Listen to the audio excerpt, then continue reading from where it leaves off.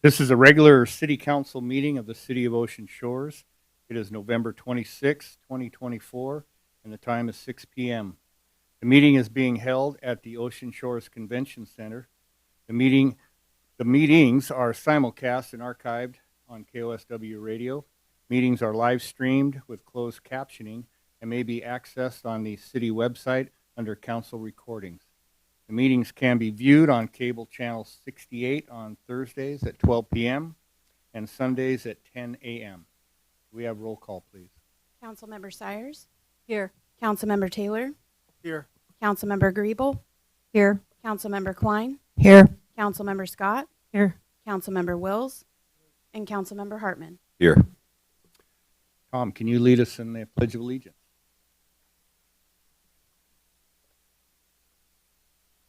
To the flag of the United States of America and to the republic for which it stands, one nation, under God, indivisible, with liberty and justice for all.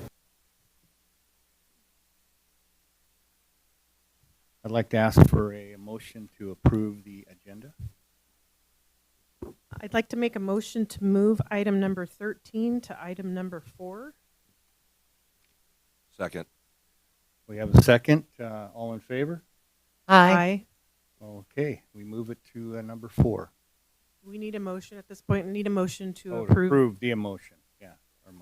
So I'd like to make a motion to approve the amended agenda. Second. All right, all in favor? Aye. All right, thanks.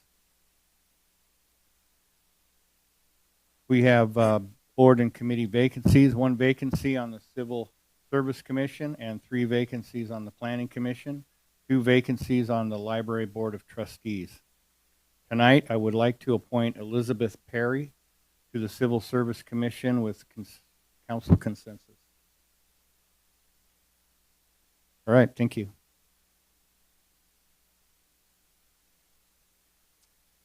All right, we have public comment. Communication to council is intended for communication to the city council regarding general council business or policy not on tonight's agenda. Address comments or questions to the city council body, not to an individual member or city staff. Please limit your comments to 3 minutes. We request that the comments be nice and respectful. This is not a question and answer time. The council cannot engage in conversation with the public. No person may be used the public comment for the purpose of campaigning or advertisement. The city council will begin the time once the citizen has started their public comment. At 2 minutes, you will see a green light, followed by a yellow light indicating 30 seconds remain of the public comment period. The red light will notify the reader the public comment time has ended. Order of public comments. Number 1 will be individuals attending in person. Number 2 will be individuals attending remotely. 3, the general public comment, whether in person or remotely, will continue in the usual position on the agenda. All right. Good evening. In person, Shannon Rubin, Canterbury Inn, Hotel Safety.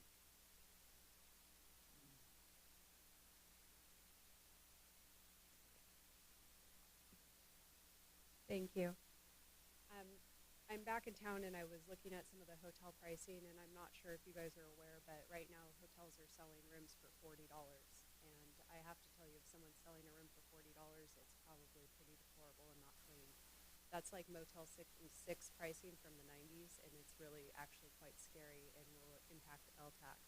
I want to implore you to pursue an ordinance that would allow the city to oversee some of the hotels and the safety issues that are going on. I read a review recently where someone's foot got sucked into a hotel or a pool drain, and they've been having an issue trying to find out who the insurance company is for the hotel. That creates a bad review for the entire city when someone reads that. That's not the image that we need. Further, I just want to say I appreciate the city removing some of the people from the dunes and creating a safer area back there. And I'd like to ask that you guys look at maybe cutting some of it down, not removing it, but cutting it down so that you could see what's in there and to create a safer environment for potential fire risk. This is really important that we look at guest and public safety, because you get one chance to do it right and you get one chance to be a Lahaina, and I really don't want to be that position. And paying attention to the things that impact guest and consumer safety, then we're going to continue going down on LTAC. All right, thank you. Anybody else, Scott? Only do if you have anyone online. All right, then that concludes public comment. All right, thanks. So 13 is going to be up next, and that is a request of the City Council of the City of Ocean Shores authorizing the mayor to sign an interlocal agreement between Grays Harbor County Emergency Management and the City of Ocean Shores. And this will be presented by our City Administrator, Scott Anderson, and Fire Chief Brian Ritter. All right, and we also have Hannah Cleverly, and we have Sheriff Darren Wallace with us as well. And let me know when you're going. So I'm just actually going to, obviously, the city and the county worked hard on a number of interlocal agreements and an emergency management plan, and I will just turn it over to you to let explain why you're here tonight. Good evening, Council. Thank you very much for having us here at your City Council meeting. We have been working with the City of Ocean Shores for many years now, and part of this presentation is to work with the city in an interlocal agreement for emergency management services. So by RCW, there is statutory requirements that a city has to have to perform emergency management functions. It is a big lift. It is a huge lift. There's a lot of requirements that are taken into account when you have these statutory requirements. So working with the sheriff, who is the director of emergency management for the county, he gets to wear two hats. Working with the sheriff and working with some of your leaders within Ocean Shores, we are presenting to you an interlocal agreement for emergency management services to have Grays Harbor County Emergency Management work with the City of Ocean Shores to fulfill that statutory requirement and to help with the emergency management of the city.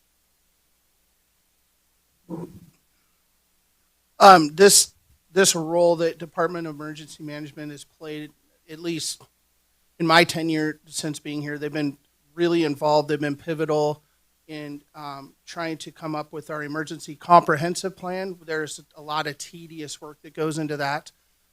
Chief Mandela has been assigned the city's emergency manager, and he can attest to the fact how valuable the Department of Emergency Management is. If you take into consideration the last bomb cyclone we had and the tornado warning and the berm, there's a lot of moving pieces and parts to recover funding from the federal government, and the Department of Emergency Management is extremely crucial in that process. Not only that, they will also run a countywide emergency operations center out of Montesano, where some of the department leaders like myself, Chief Mandela, Chief of Aberdeen Fire, and other people that are trained in emergency operations would go to help mitigate those emergencies. So I think this is an extremely valuable asset for the city, and I would be brokenhearted if we let it go. So I think it'd be advantageous for us to accept this ILA.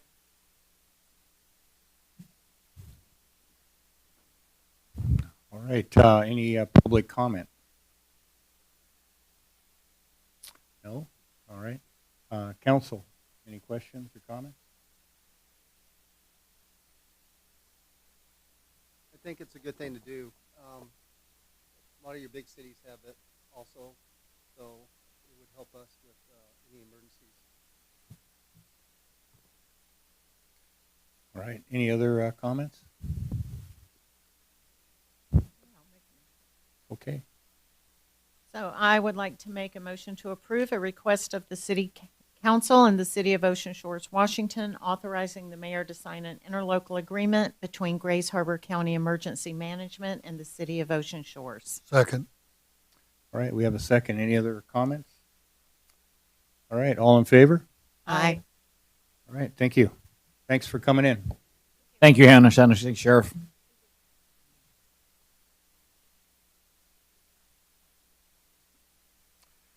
All right, next up we have City Administrator's report. All right. Good evening, Mayor, Council, citizens.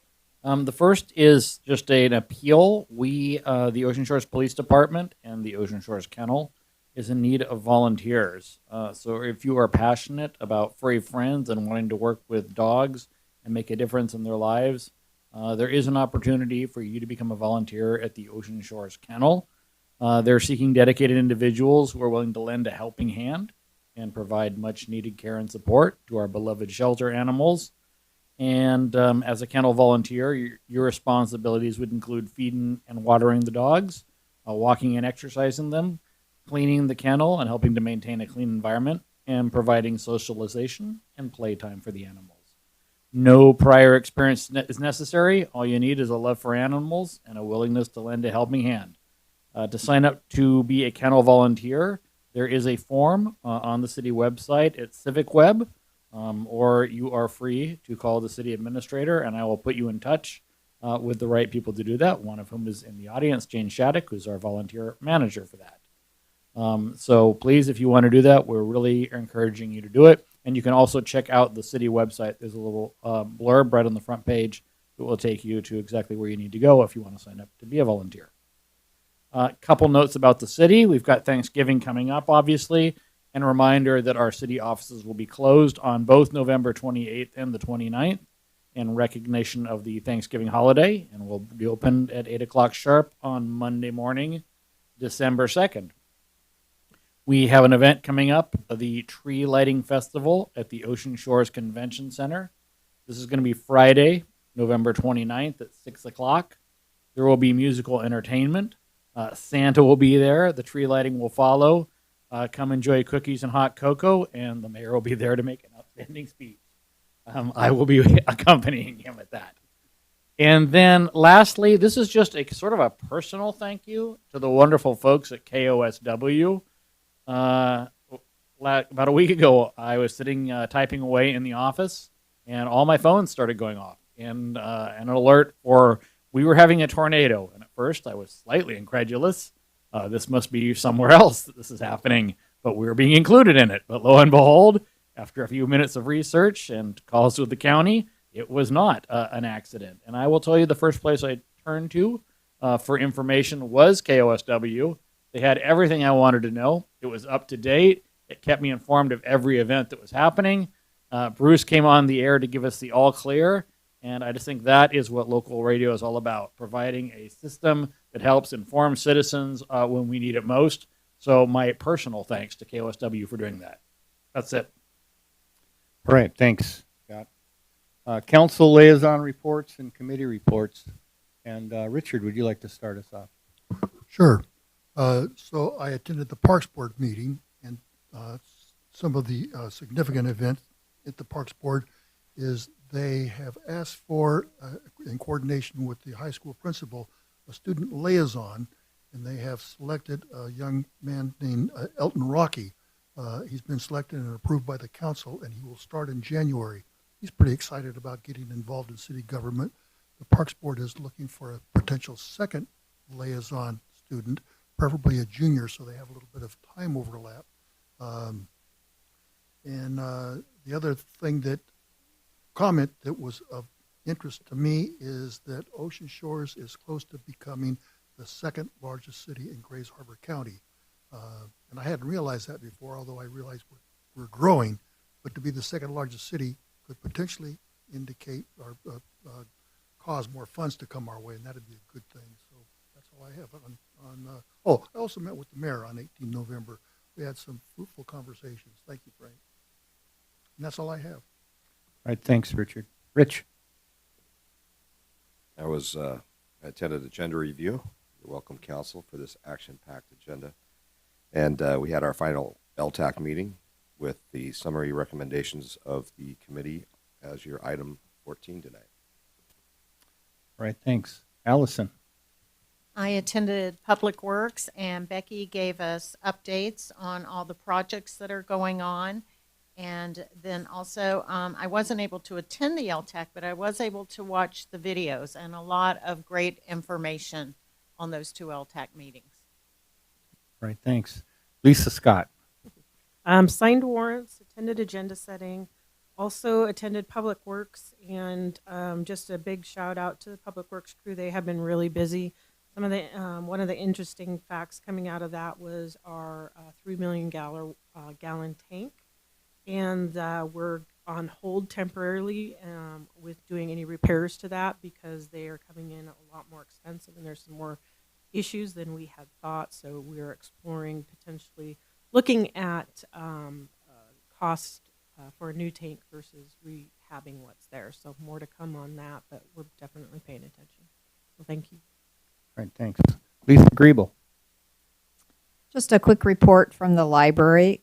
Just a few of the things to highlight. They are having a holiday book drive, and you can give the gift of a reading. Donate a new unwrapped children's book to be distributed to our local students and youth. They have a particular need for books reading level ages 9 through 12. And Santa Claus is coming to the library. So if you've got some littles, Friday, December 13th from 4 to 6, students and kids can take pictures with Santa, create an ornament, write a letter to Santa, and take home a new book. So stay up to date with what's happening in our library. It appeals to all ages. Thank you. Tom. I hate to say it, I was not able to attend our finance because it was canceled. And also, Public Works, I was busy out of my department doing a polygraph on somebody who did a drive-by shooting. All right. Denise. Boy, I don't have excuses like that. I signed warrants and I attended the radio board, and I want to emphasize what Scott said. But the reporting during the tornado didn't just happen. We had staff who jumped into action, who ran to the radio station, who logged in remotely, not just for the tornado, but even during the high winds. They gave outage reports of where the power was out throughout the town. And during the tornado warning, they stayed on the air for 45 minutes. And so a real call out to Butch Larson and to Marty Hatfield. And they maintained power during the local power outage because Marty brought the connection and his own home generator to keep the station up and running. So thank you to KSOW for being our local source of news. All right, thanks. Appreciate the radio station for sure. So the mayor's report, the Department of Commerce has awarded the city $350,000 in a grant for the berm work that's going on at the south end of Ocean Shores, and that's near the Marine View Drive. So far this year, the city has been awarded $500,000, $500,000 in grants for this year. So Tim's doing a great job for us. The Dune area homeless camps have been cleaned up. A week's notice was given to the people that were living out there, and last Thursday we came in to clean up the mess, and anybody that was left there was offered a ride to services, and we tried to be as helpful with that as we could, and nobody took us up on it. So it was disappointing for the officers out there to not be able to help out some of the people living there. But the cleanup went very well. Thanks to our Public Works Department. They had to clean up all that trash, and 57 cubic yards of garbage was hauled out of the dunes there. So we will be keeping an eye on that so that we don't have a group of tents and camps being set up out there in the dunes. So we'll keep that in check anyway for the public. Another thing, I'd like to thank the Defenders of the Coast and our beautification committee for the lights out there at the entrance. It looks really nice, and really appreciate volunteers that care about the city and go out there and give up their time to spruce things up. I don't think the weather was all that great for them, but they stuck it out and got the job done. So that's it for the mayor's report. Make a motion to approve the consent agenda. Second. All in favor? Aye. All right, thank you.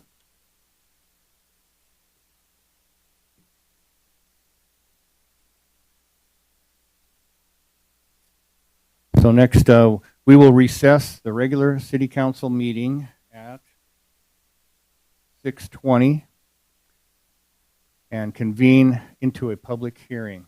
This public hearing before the city council of the city of Ocean Shores, Washington, to receive comments for or against the 2025-2026 budget. This will be presented by our city clerk, Sarah Logan.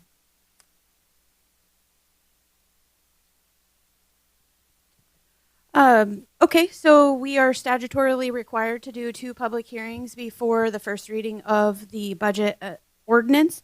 And we have made some updates. We did get a lot of help from the city council, really deep diving into the budget. We appreciate that. They looked at every little number and came back with every little question. And we also appreciated that, especially in everything we went through. You'll see 2024 numbers, but again, we had to take a biennial budget and make it an annual budget. So until we get actuals after January, those 2024 numbers are half of the biennial budget for 23-24.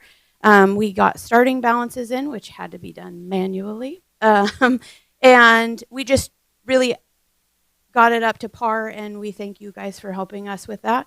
And with that, I would open it for public comment. Do we have any public comment out there? No public comment. Is there anybody online, Sarah? Nobody online either, huh? All right. Well, I guess we'll close the public hearing. And that will be to reconvene the regular city council meeting at 6:22.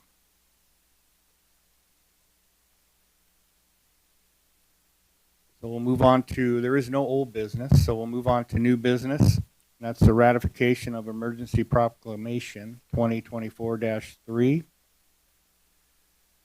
authorizing the city department directors to exercise the power vested under Chapter 38.52 RCW in light of the exigencies of the current emergency response situation without regard to non-constitutional budget law limitations, requirements of competitive bidding or publication of notices, provisions pertaining to the performance of public work, entering into contracts and incurring of obligations, the employment of temporary workers, the rental of equipment, or purchase of supplies and materials, and the appropriation and expenditures of public funds as may be necessary in response to the emergency dated November 13th, 2024. Now, this has to do with obviously what's going on out in the south end, and we have to have an emergency proclamation to move forward to take care of what needs to be done with repairing and propping up that berm out there. So that's what that's about. Do we have any public comment on this? No? All right, council, questions or comments? So I guess I'd like to make a motion to approve the ratification of Emergency Proclamation 2024-03. Second.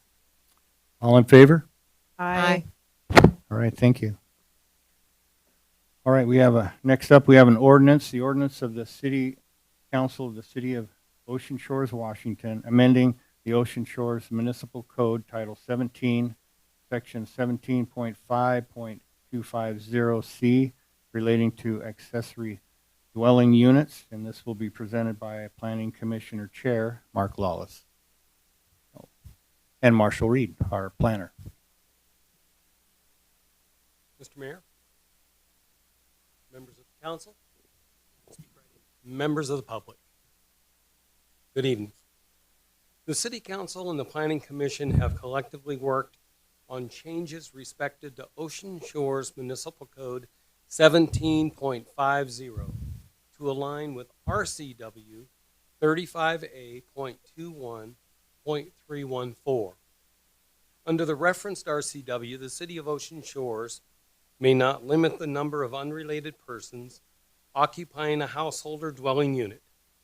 The requirement was enacted by the Washington State Legislature in 2021. Per the Ocean Shores Planning Commission, Section 17.50.210A, regarding 40% as written, would mitigate overgrowth building on residential properties. So 17.50.250 states in A, 1 ADU shall be allowed per residential lot in conjunction with any detached single-family structure. The ADU shall have a gross floor area of no more than 800 square feet and no more than 40% of the gross floor area of the primary residence, whichever is less. If the accessory dwelling unit are rented, it can only be as a long-term rental, which is defined as more than 30 days. In addition, if rented, it must have an owner-occupied primary residence, and as I stated, only be rented or leased as a long-term rental, which is defined as more than 30 days. All right, thanks. Any public comment? Yes, Jan. Thank you, Mayor and Council. Oh, hang on, Jan. All right, thank you. Jan Hyatt, resident. I've tried to read the state document that you included, and I do have several questions. I'm not sure if the ordinance that we're presenting now is actually covers all the requirements. One of them is that there's an exemption for owner occupancy due to certain hardships. That's a requirement. And the fact that the city must develop and implement a process for review of hardship applications. Then sounds like that's a little bit of work there. Also, on page 5, excuse me, if an owner of the lot owns more than 3 ADUs within the county, that's on page 5. I have no idea how you can own, if indeed that's the way it's reading it. The top of page 6, how many people can live in the ADU? It sounds like it's as many as they want. Do we understand that this says the town or city cannot limit the number of unrelated persons occupying an ADU or dwelling unit, plus how many cars are on the property? Is there a limit? Must they all be running, or can we start having vehicles there that don't move? If you have a 2-bedroom, 1-bath ADU that you're building, can we have as many people, 10 people living in there? It says as many, we can't limit the people in an ADU. If the owner has an ADU and they decide to move to Arizona, and we now have 2 rentals on a residential property, is that what we're looking forward to? Also, it says somewhere in the state document about 2021, the communities putting together some documentation on it. And I believe there was also a comment about 2 years for some things happening. Will the city or will the state give the municipalities a fine or a penalty if this is not completed within their time period? And also on our city agenda, this says that this is the first reading, but it's also asking for council action. The state document says at least 2 public hearings are to be held on the proposal, and there's more in that sentence. Possibly a city chat or some gathering with the public just to answer these questions and let us know what it's going to look like in 2 or 3 years down the road. And do we need more code applications here? Thank you. We have another comment out there.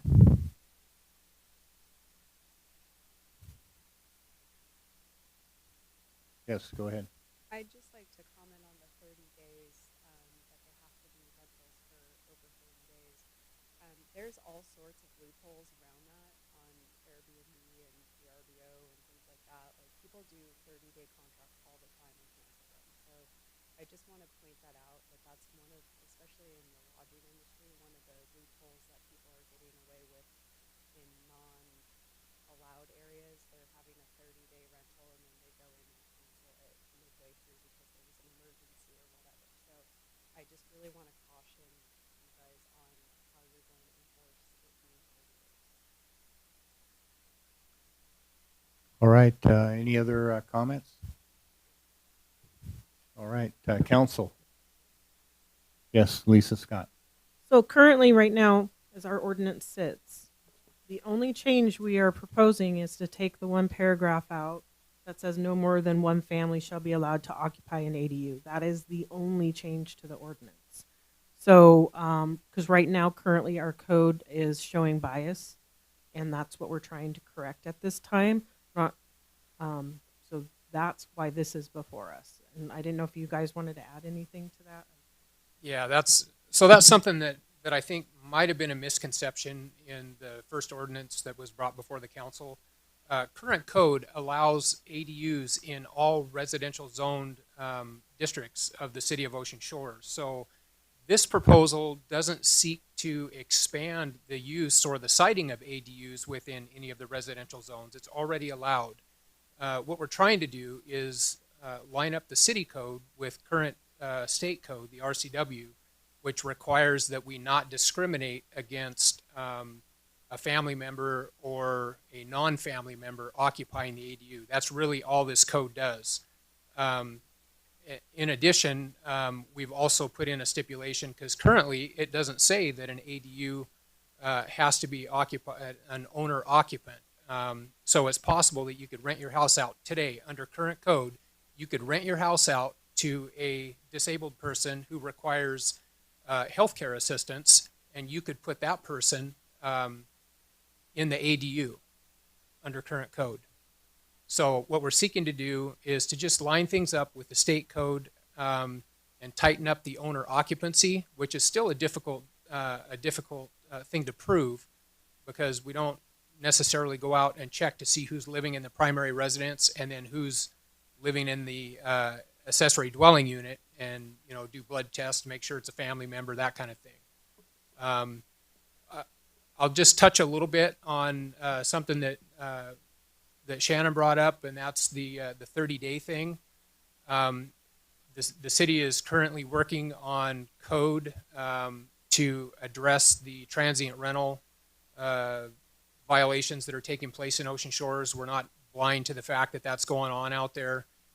So we're rewriting some municipal code to try to address that and put a little more teeth and penalty into it. Right now, the fines are such that there's no pain in renting one out for the weekend, because the fine is just not enough to outweigh the cost of what people are making in a transient rental. So that code is coming, and the council can expect to see that in not too awful long, I would believe. So if you've got any other questions, I just want to make sure that everybody understands ADUs are a thing today in our code. They are allowed, and they're cited all over Ocean Shores. It's pretty good code so far. The only thing is we have that conflict between state law and the Ocean Shores Municipal Code, and that's what this serves to address. Thanks, Marshall. Any other questions or comments? Yes, Rick. Oh, go ahead, Denise. I wanted to say that I appreciate the addition of the owner-occupied residence. One of the concerns that I heard from many is one that Jan already said about someone renting out their primary residence and the ADU, and I think this really takes care of it. Right, thanks. Richard? So I have 2 or 3 comments, but first I'd like to thank the Planning Commission for all of the work that you put into this, and I especially appreciate the references to the state code. One thing in my mind is when I read the line that says owner-occupied and primary residence, to me that statement's a little ambiguous. Maybe others it's not, so maybe I'm in a rabbit hole or not, but I'm wondering if that wording could be slightly changed. But the other comment I make is I wonder if we also include somewhere in this code that we are following the state guidelines, and whichever is the more restrictive, if adding that line that says something like that to the code would address all of Ms. Hyatt's concerns. And I'd appreciate other council feedback. Am I in a rabbit hole or not? Rabbit hole, okay, well, okay. I can buy that. I can accept that. All right, any other questions or comments? Yes, Lisa? Again, the only change is what's deleted. The owner occupied was already in the code, and that's not changing. Your red highlighted version, right? That's the only change you made. That's correct. So, as far as everything else, it stays exactly the same. Yeah. So I'd like to go ahead and make a motion to approve an ordinance of the City Council of the City of Ocean Shores, Washington, amending Municipal Code Title 17, Section 1750-250C, relating to accessory dwelling units. Second. All right, we have a second. Any other comments? Yes, Lisa Griebel. Thank you, Mayor. And again, I'm going to recuse myself from the vote because I currently have an ADU and could profit off of this like as soon as it goes into effect. So I'll be recusing myself. All right, thank you. Any other thing else? All right, all in favor? Aye. All right, thank you. All right, next up, we have an ordinance of the City Council of the City of Ocean Shores, Washington, amending the Ocean Shores Municipal Code Title 17, Section 17.50.210D, relating to minimum floor space in all single-family resident zones. And that's presented again by Mark Lawless and Marshall Reed. Thank you. The City Council and the Planning Commission have collectively worked on changes respective to Ocean Shores Municipal Code 17.50 to enhance municipality compliance, design standards, and guidelines throughout the City of Ocean Shores minimum square footage. Planning Commission would like to reflect that the minimum square footage be 650 square feet. This would remove the chart that is currently in the code, and it would streamline the code.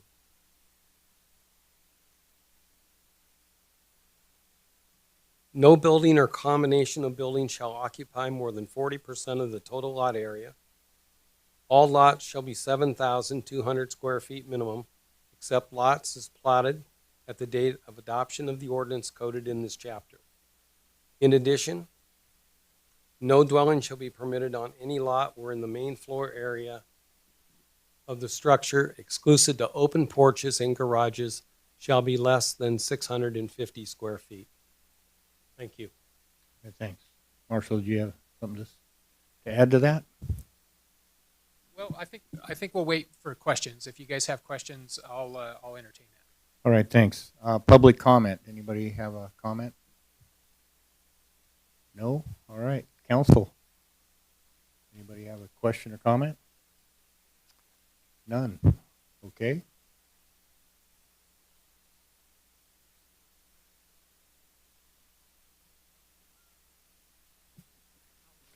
I'd like to make a motion. I move that the City of Ocean Shores approves the ordinance of the City Council of Cities of Ocean Shores, Washington, amending Ocean Shores Municipal Code Title 17, Section 17.50.210D, relating to minimum floor space in all single-family residential zones. Second. All right, we have a second. Any other comment? Questions? All right, all in favor? Aye. All right, thank you. Thank you. Happy Thanksgiving.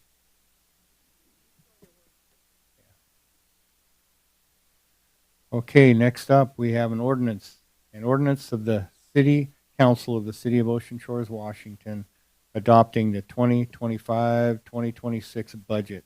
And that'll be presented by City Clerk Sarah Logan.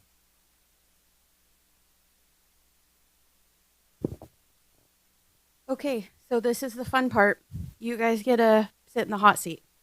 So what we have presented you with the operational budget, whether it be decreases or increases based on the overall use operationally for the last 2 years, give or take a couple months.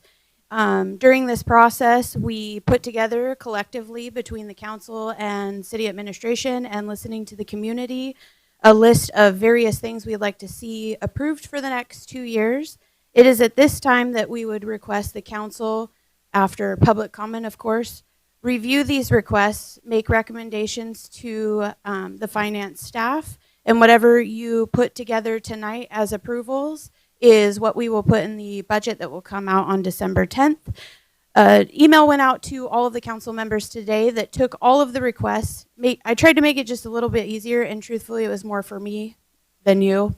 But I put them in the funds that they would come out of. So it makes it very clear and concise. You don't have to wonder where the funding would come from. And as you either approve things or remove things, we will update accordingly. And those will, like I said, all be reflected in the December 10th budget. So with that, we can go to public comment. Do you have any public comment out there? I see none, so council. Yes, Lisa.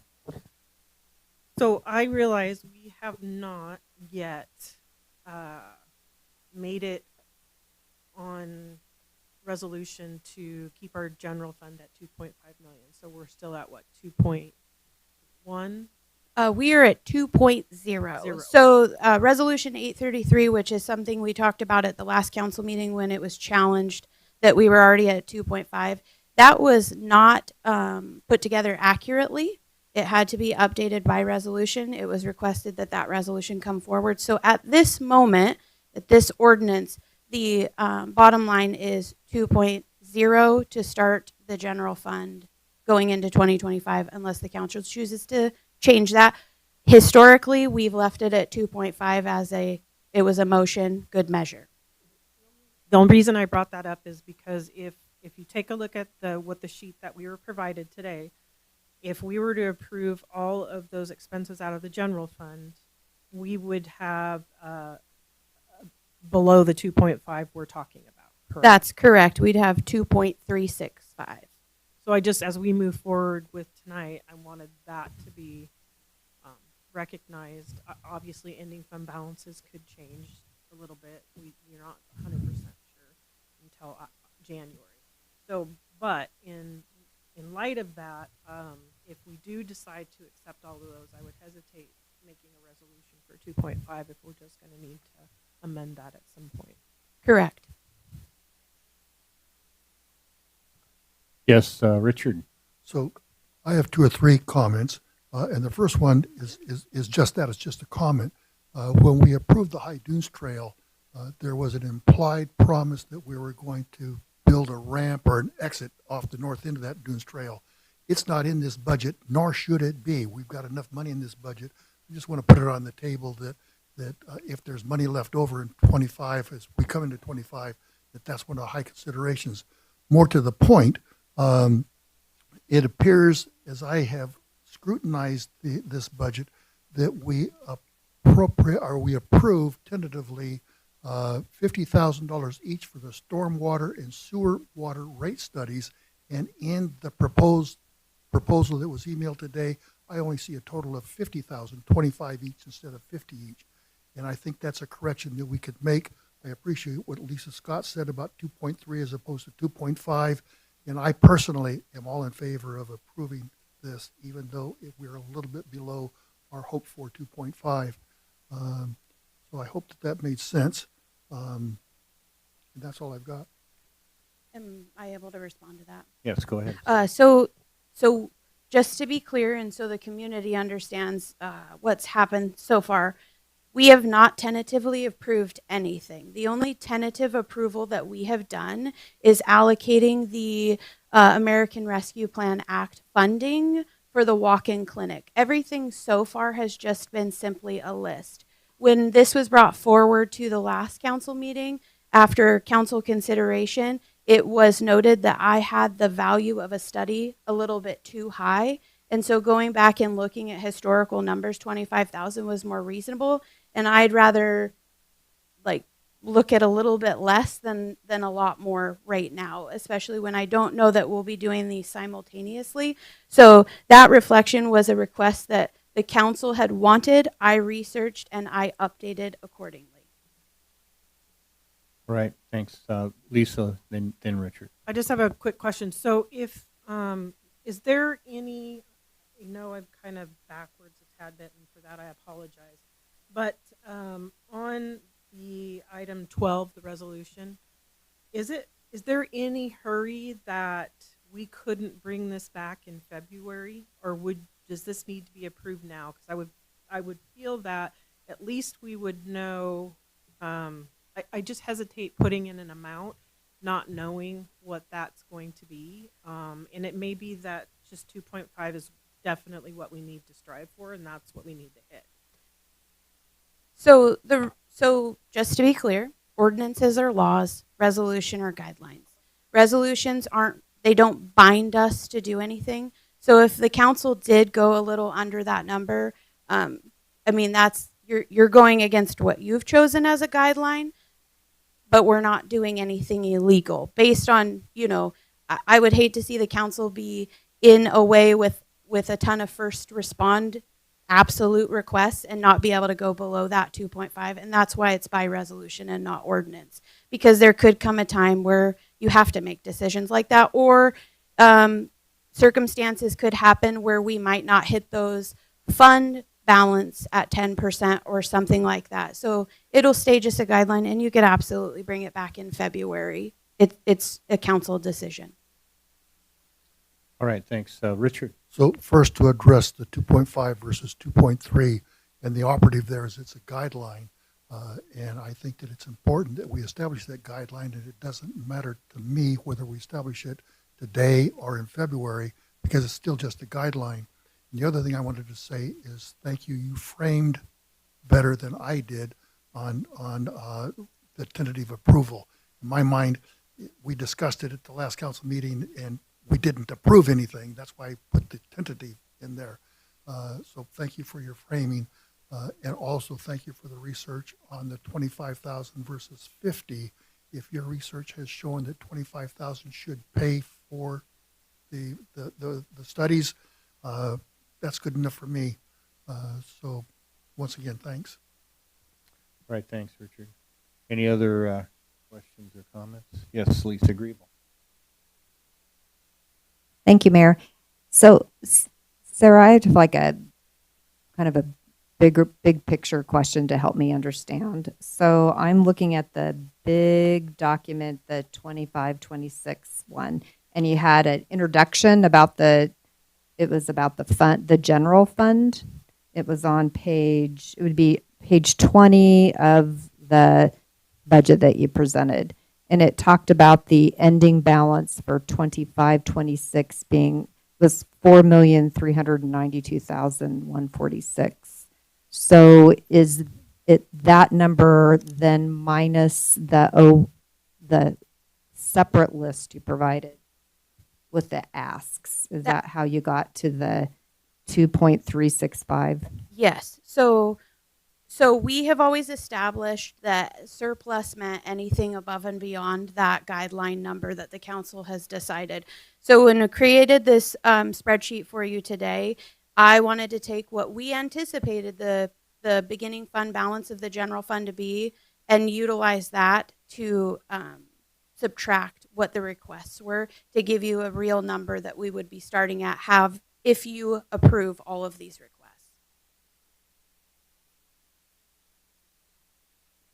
All right, Lisa Scott.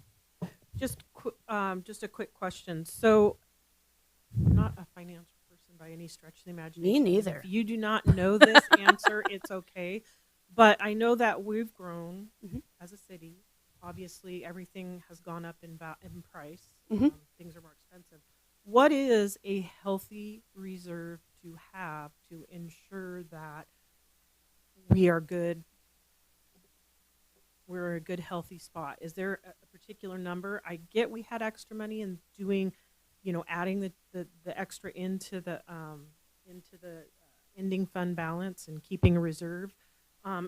Does it need to be, as I'm saying this, does it need to be as healthy as it is, or is, I know it's a policy, we can set that and things change, but I know everything's going up. Is 2.5 a healthy one? Does it need to be more? And if you don't know the answer, I understand. I will say that I feel like I know half the answer.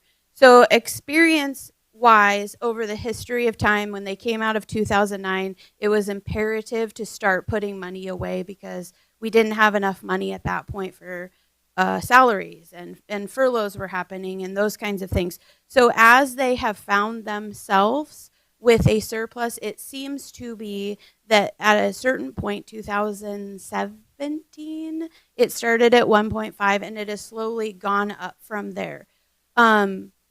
Experience level, I would need someone to educate me on what they thought was a healthy amount that we should have in reserves. But the reality of it is that the city of Ocean Shores is not broke. This might just be the general fund, but we have a lot of different funds elsewhere that if we found ourselves in a hard way, we would be okay. Funding that we're able to use, for that matter. And I'm not just talking about our enterprise funds, but we have different funds that can be utilized if we found ourselves. So I think that it's a bigger question, because if you're just asking about the general fund, I don't really know why that makes a difference. It would be our overall budget and what we're allowed to utilize in the event that something happened economically. So I think that maybe somebody smarter than me would have a really definitive answer, but I think there's a lot of variables to that question. All right, thanks. But I'm happy. I could absolutely ask all the people. Not a problem. Right, yes, Rich. Sir, may I ask about we're looking at sewer capital improvement and water capital improvement, and we have the pole barn. Is there a reason that the $200,000 proposal couldn't all be out of one of those accounts rather than splitting it 50-50? Sure. Okay. So there's a lot of different departments that utilize these things, and so it's been like a cost share. You take half and I take half. I don't think, in my opinion, the sewer funds are healthy enough to take on the burden of an entire purchase when those things could be being utilized by other departments. Does the water department actually use this? Would they use this proposed pole barn? I believe so, and I believe that was the discussion between Public Works and our city administrator. It was for storage of equipment that we have sitting out in the weather right now. So, council, we all have this sheet that she sent us today. And if you're able to go along with me, I wanted to have you write down a couple of my scribbles. The police department right now is asking for 3 new vehicles. I am suggesting that maybe we give them, or propose giving them, it's just a proposal, that we give them half that amount. So instead of $240,000, it'd be $120,000. There's a 25% ask for operating budget for parks. Let's realize that what this really is the admission that we have dog parks and more park maintenance than we used to have. So it's not as though this money is being asked for new equipment. It's just the acknowledgement that we need to continue to keep the parks in good shape. My thought process was that should or is, or I think should be already in the Public Works budget as part of their payroll. It's extra supplies, and it's paying people to do the work. So I'm not so sure that line item here is necessary. Doesn't mean that we don't need to flip it over to Public Works, but I'm not sure that right here it's appropriate. So I'm suggesting that number could be moved or changed slightly, which then affects our hypothetical ending balance And then if we go down below and talk about that pole barn, and if you can all agree that it can be absorbed by the water capital improvement fund, then we don't have our sewer capital improvement fund down to $30,000. And then as we work through next year and you humor me and think about a cost of a CPI adjustment to that sewer fund that hasn't been addressed since 1993, we can start to build that fund back up. But those would just be my notes on how maybe we could massage these a little bit, but there's 6 of you that need to see what you think. Rich, I was just to get a clarification from you. There's 3 vehicles here, and you want to cut the fund in half, so that would be like a car and a half. I am suggesting that it's possible they don't need all 3 vehicles right now. You could school us on maybe how many they have, how many miles are on them. If you think they really need all 3, it doesn't scare me to go below this hypothetical 2.5 number, but if we have the ability of supplying them with at least 1 car and having some more money in the savings account for them, if their needs become imminent, I am suggesting cutting that a little bit. Sure. Well, for sure, we need 1 for if you guys approve the new patrol officer, right, for traffic, and they could use another one in the hopper. So, and council, we have to do our jobs and start setting up accounts where, let's say next year, we aren't necessarily going to buy them a whole new car, but we're stuffing $30,000, $40,000, $50,000 a year away into these different accounts so that we're not sitting like the fire department is, where we pulled all of the money out of their accounts and put it back in the general fund, and now they're sitting here without the money that they saved out of their own budgets to buy equipment. We've got to start doing this, and I know that we've never have in this city very well. all right. Anybody else? Yes, Lisa Griebel.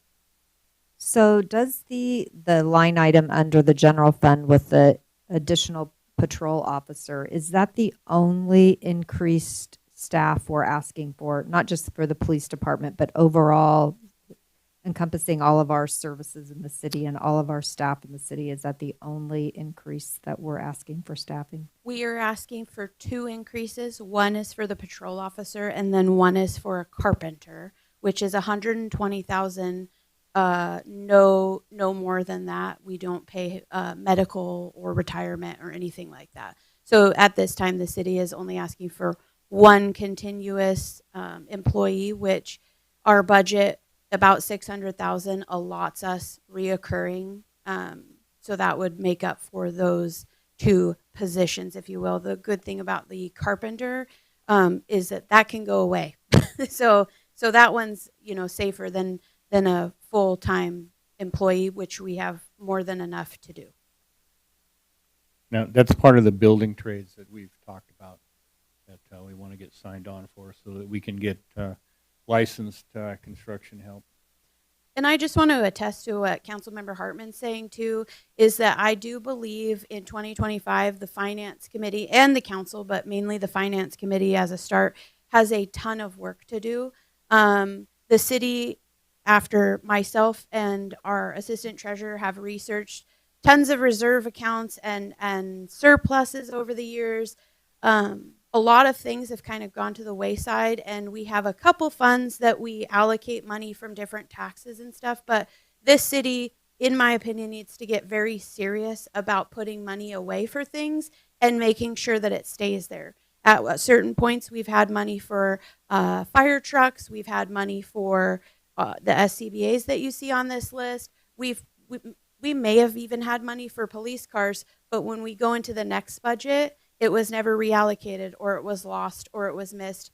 And so not only have we lost or missed those, we need to better establish rules and guidelines to utilize different tax streams or what have you to fund these improvements, to fund these vehicles or first response equipment, public works equipment. So in 2025, and it'll be very educational for all of us also, is just taking that very seriously and starting the year off of like that. We can't fix it all in these, short 3 months that we've been given, but it's definitely enlightened everybody where we need to go. Yes, Lisa Scott. So like having your equipment rental reserve so that, at least for smaller departments, and bigger departments as well, but I'll pick on planning right now because it's small. But if they recognize that they know they're going to need a car in 2 years, they should be putting money aside every year, whether it's 10,000 to, whatever a year till they can buy that new vehicle. And I know it's harder sometimes when you have, when you don't have a lot of money to work with and you're budgeting extra for that. But I think it's really important, especially for police and even fire, as much as they can to be looking ahead and figuring out, 10 years down the road, 5 years down the road, what am I going to need to replace, and should I be setting some money aside every year for that? And I think that with respect to department heads and their staff, they have done that over time, and it doesn't continue to happen, or somehow that money has been absorbed back into the general fund and we have a surplus that we didn't really have. But I think that that goes to articulating it in the budget, where we've had our issues with ClearGov. But what ClearGov can give us once we figure all the things out is that we won't lose that data going forward. We won't give you surplus numbers that might not be there. We'll be able to say, no, because this actually belongs to the police, or no, this actually belongs to Public Works, or they need their scuba gear. So, it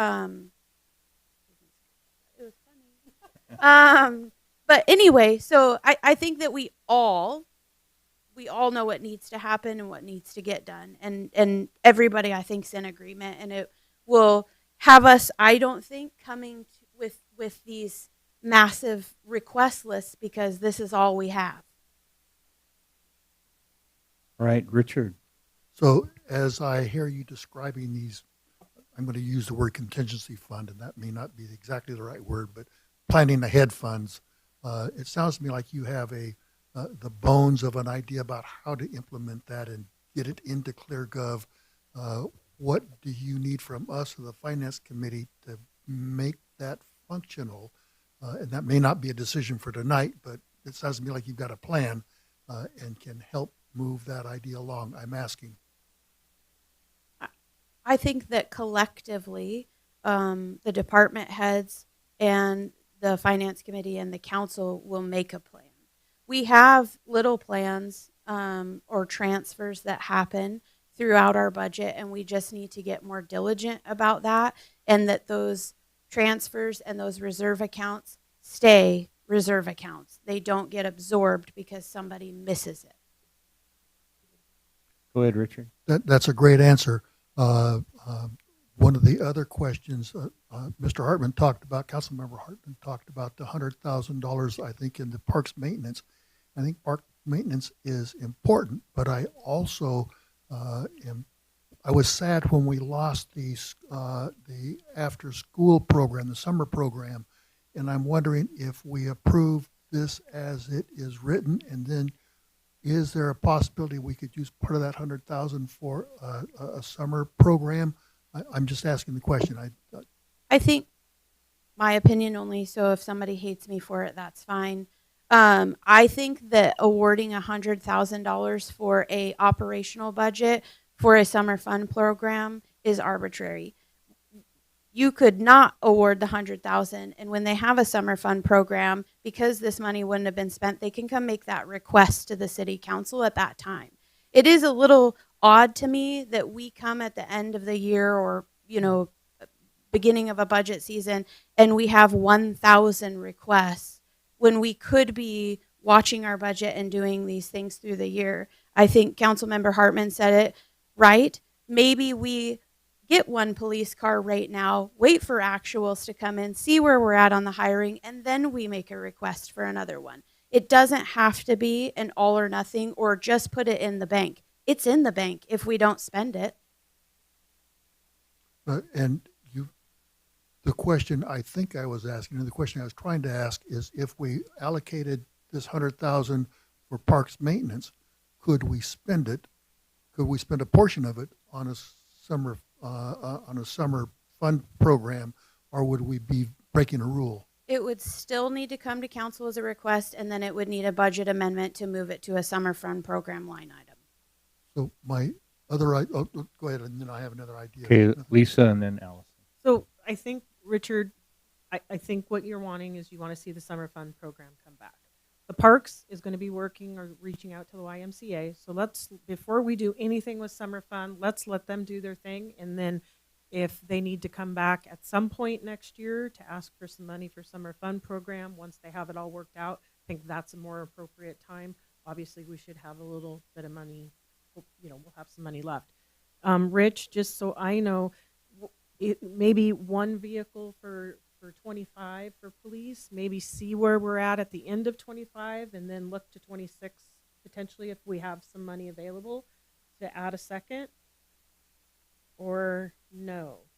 I'm not uncomfortable with the hypothetical proposed 2.365 million as our ending budget, because I don't think I think it's going to be better than that anyway. So I was just trying to offer up some opportunities of making people feel better, because I don't think they necessarily need all 3 cars right this second, but I know they need something, and I know they need a savings account because they will need vehicles over the next couple of years. Yeah, and I'm thinking if we could just with a I'd like to see the 100,000 too come out of the general fund, and if we need to beef up public works, which I'm assuming we're already covered to do the maintenance on the parks anyway, but I understand there may be some movement there. I'm good with that as well. And I and again, I'm with Rich on the, water capital improvement seems that can handle that pole barn a whole lot more than the sewer. And I am concerned about the sewer. And I know we have discussed CPI. I like the list. I like the fact that we're cranking off several things that we needed to get done for our capital facilities plan, and that really did help having that, and I think we're doing an amazing job. I would just, the cautionary tale, I guess, would be don't go hog wild in 25, and if we can hold off on some of our expenditures at least until 26, so that we're not caught flat-footed here, that maybe by waiting a little bit longer and not spending it all in the first year would Yeah, maybe even February. Like, let's see how it all shakes out.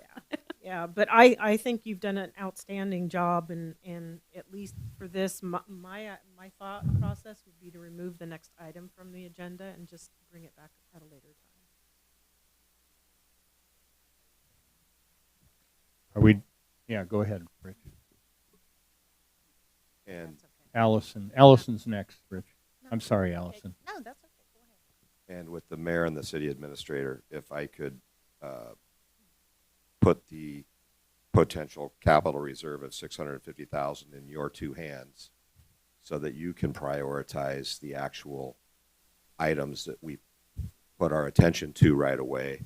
I will tell you, I don't think council needs to get in the middle of what are the biggest priorities, but there's one specific one on there that I'm extremely uncomfortable with being above a lot of other things. And so I know you guys know better than the rest of us do, but I don't like the way the capital request is right now, the way it reads. So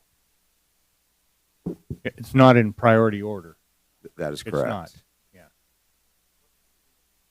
Pardon me, is there something in particular that you're alluding to? Yeah, I don't need to reside the library for $160,000. Okay. We do need to attend to the library, but it's not $160,000. So that's just an example of something that I know you guys will, if you do the lists and prioritize, I'm going to be good with it. Yeah, we're not spending that much money on the library. We need a can of paint and a couple pieces of trim.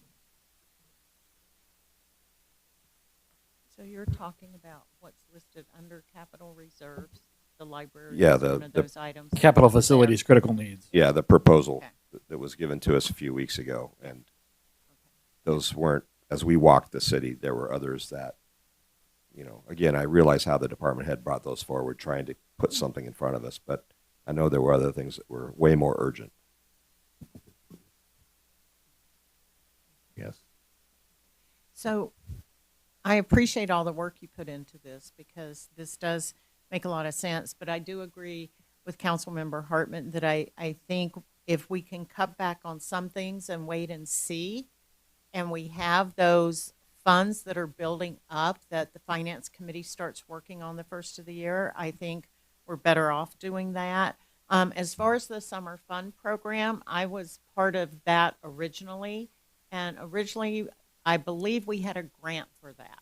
And then the grant went away after the 2 years that we did it. And then they were trying to keep it in the budget. So yeah, I think, and also moving that 100,000 out of the sewer capital improvements down would leave them in a lot better shape. Denise has a. Denise, go ahead. I just wanted to say that I'm really looking forward to a capital equipment plan. I think it's critical to do it for 5 years to 10 years, and that will prevent a lot of the problems that we are seeing now. I did have a question, though, about the police cars. I remember that when Chief Logan was here, she talked about the amount of time it takes to order those cars. So I would not like us to see be short of cars because of having a longer time frame. So, you know, I agree that if we don't need it now, but again, I think we need to project what the time is for when we will need it and not short ourselves on that. All right, Richard. So I'm not at all unhappy with the budget proposal that Sarah sent out today. I really liked the proposals that Councilmember Hartman outlined.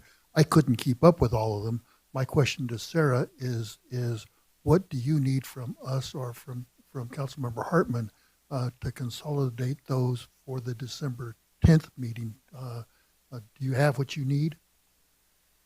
I need definitive answers on what you want removed. I know what you want the pole barn to be. What do you want the police cars to be at? And do you want the park's $100,000 operational 25% out of there? Maybe a consensus or something. May I ask, out of there and Yes. moved over to Public Works, or diminished to zero because Public Works already has the ability to cover it with man hours and supplies? There's not a lot of additional work there. We're still cutting the grass and doing things, filling a few holes.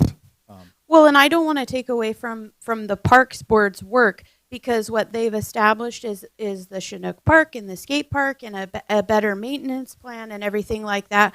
When we went through this, again, the assistant treasurer and myself, was where do we see increases and where do we see decreases? I think it's a little bit too soon in those new amenities to have to say we need to put a ton more money to them. I think that we would know when we go to our mid-biennium review, hey, do we need to bulk up in these areas or are we okay? We're not going to go broke between now and then without that 100,000. And we didn't, I can appreciate that there hadn't been very many increases to the parks budget up until this point, but it is monitored just like the rest of the line items in the city's budget. And I think if the public works director or project manager felt that there was a need to do a large increase, they would have established that prior to this budget starting. Yes, Allison. Yeah. A 25% operating increase to me is way too high. And did they give us a specific list of what they were going to do with that $100,000? No, and I don't think that it was made in a way that for several years the park was the same. And so you know, if it went with everything else, it would have gone up and it would have gone up and it would have gone up. So it's kind of trying to make up for that, what the needs of the parks are. And there's definitely needs. They've done an outstanding job establishing those. I just think that there needs to be a little more work and a little more data through a few seasons to see how much we need to be putting. And I think that we could successfully still do that in the mid biennium without having to put the 100,000. And again, if we find ourselves wanting to do certain projects in those parks, they're just requests to the city council, which they would be anyway. Okay, thank you. Yes, Lisa. Yeah, true, because I think you can handle some of that maintenance seasonally through seasonal workers. And you're right. It's nice to get at least a better understanding of what our capacity is now to be able to take care of the upgrades the parks has worked really hard on doing. And recognizing the fact that, yeah, we do have we're starting to build our parks and continuing with that, but let's see what it's going to take to maintain them. And again, well, and something that I've been educated on as well, and this is with our water department lead, is just because you're doing something at a park doesn't necessarily mean that that expense that belongs in the park's budget. It could be something specific to water or streets or whatever. And so when we elevate the park's budget, it might not all need to be used there. It could be various places. And it was a conversation about equipment. Hey, that digs the culverts. So that would be our stormwater system. Let's use the stormwater money for that piece of equipment because that's what we're going to use it for anyway. So I think thinking about that, we just need to not always just look at our expense. Call us. We'll do the research and see where it should be expended from. All right, Richard. So I'm just wondering on the parks 100,000, if instead of just taking away the whole 100,000, if we reduced it to just 25,000, that would give the parks some more flexibility. I'm also wondering on the police vehicles. I really appreciate what Councilmember Sears had to say, and instead of bringing it down to one vehicle because of the time it takes to get a new vehicle, if we made that 2 vehicles instead of 3, if those changes would give Sarah the information she needs to come back on December 10th. And Councilmember Hartman may have some other things on his extensive list of changes. It should be in Sarah's list, but I'll defer to him because I couldn't copy his notes that quick. Plot twist. The police cars are coming from 310, so they're not even coming from general fund. So fun. You guys, we have the money for them. Yes, Lisa Scott. so do you want a motion or consensus from us on this, on the budget requests? Typically in the past, we've done it line by line. If the council would afford me the ability to go through these 4 items that you've discussed in length, I think we're fine from there if you're fine with the list that was presented in email today. And you'll always have the ability to remove things. We'll put it in December 10th with an articulated spreadsheet with it. So if you see something you don't care for, it can be removed. Yes, Allison. So just to make sure I understand, so we don't need to worry about paying for police cars now? Nope. I'll give Okay. you that update tomorrow. Okay, and then so what we're talking about is removing that 101,000 out of parks. Well, I just want to make sure I understand. This is what we're asking her to do, if that's okay. And then moving that 100,000 from the sewer capital improvement down to water capital improvement. Those are the things we talked about doing, right? Correct. Thank you. Lisa. So did we just gain $240,000 to spend? Yep. Okay. Via text message. Well, that we haven't agreed on the parks budget increase or decrease yet. We've just been talking about it. We haven't actually voted or reached a consensus yet. So, because one of the things we talked about initially, way back when we first started talking about budget items, was And I'm back to staffing. Do we have enough staffing in our city to support the services that we want to provide for our community members and visitors? So one of the things we kicked around was adding a parks director. So I'd just like to talk about that. Or are there any other staffing increases that we could use that money, that general fund towards, that would increase services to our community? Rich? Before I would probably want to hire another individual, I know that as again, we've walked around the city and looked at all of our assets, including current park playground equipment, like in North Bay Park.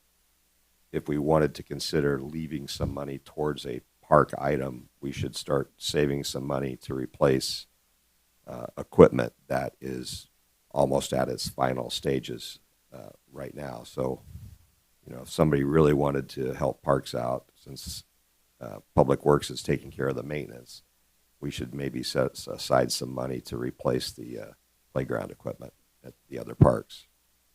Right, Lisa Scott.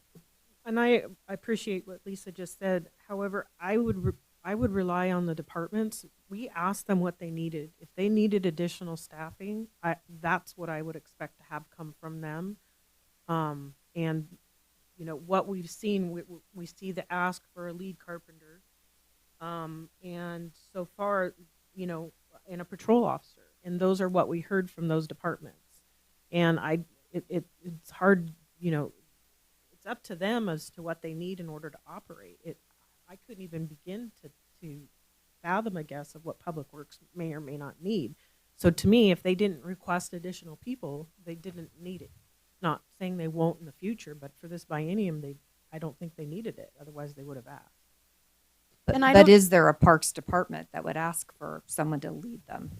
And I go back to just a few years ago, Scott's position was created through this very process, and no department asked for a city, what is your title?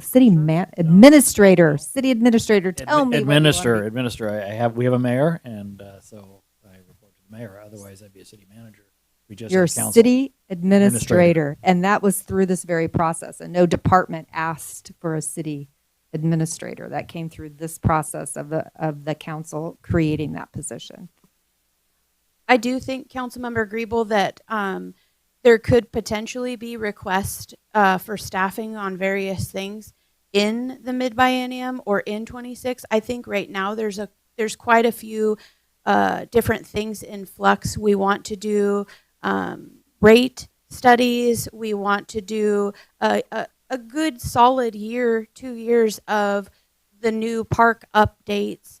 They have their water management plan. That's going to tell a lot of different things. So I think at this point, at this budget start, the department heads were kind of at a pause. Some of them based on their current utility rate that feeds their operational budget.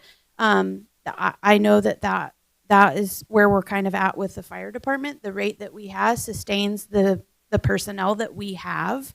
You know, your water department, your sewer department, those things are looked at the same token. So when we're going in and we're talking about doing a sewer rate study, we need to look at all of the variables, what we are doing, what we're not doing, and base our employee status off of that. And I don't think any of the department heads this time were ready to do that yet, given the information they were kind of waiting for.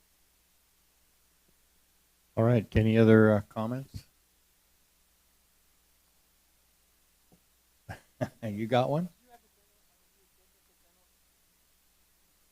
Okay, so because of the plot twist, we're gonna remove the 240 for police cars and move that into 3/10, which is healthy. The parks 100,000, is that being decreased or removed? I say to remove it. I guess so. Can we get council consensus on that? Thumbs up.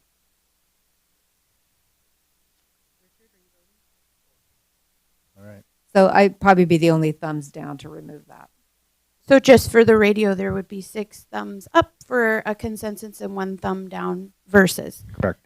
So as a part of that December 10th, we'll remove that 100,000 and then absorbing the pole barn in its entirety under the water improvement. All right. How about the other side over here? You guys, did you hear what Sarah had asked? Okay, is that thumbs up on that, or? Okay. Lisa? What's the question again? This one is to take that 100,000 out of the sewer for the pole barn where we have to. Okay, so we had 7 consensus on that. Yes, we did. So with that information, myself and Shantae will work on providing you a budget that reflects it, and you'll see that on December 10th or sooner if all the fates align. Go ahead, Lisa Scott. Yeah, and just to Lisa, I know that you had the thumbs down. It doesn't mean that we, if Public Works came back at the end of 25, recognizing that they really do need some additional staffing to take care of the increase in parks, we still have that money in the general fund. We're not spending it, and we could do a budget modification to bring that back. And if I may, just the one thing we would look at from Public Works is even more than the parks. We obviously may need employees for fresh waterways at some point in the future. So that would be where my focus would go on that. But until we get the Herrera study telling us exactly what we need, I'm not putting the cart before the horse. Go ahead, Rich. And thank you for that mention, Scott. Does the Storm Water Fund allow us to pay personnel out of it? It should. Yeah. Yes. Because it's extremely healthy. Yeah. Yes.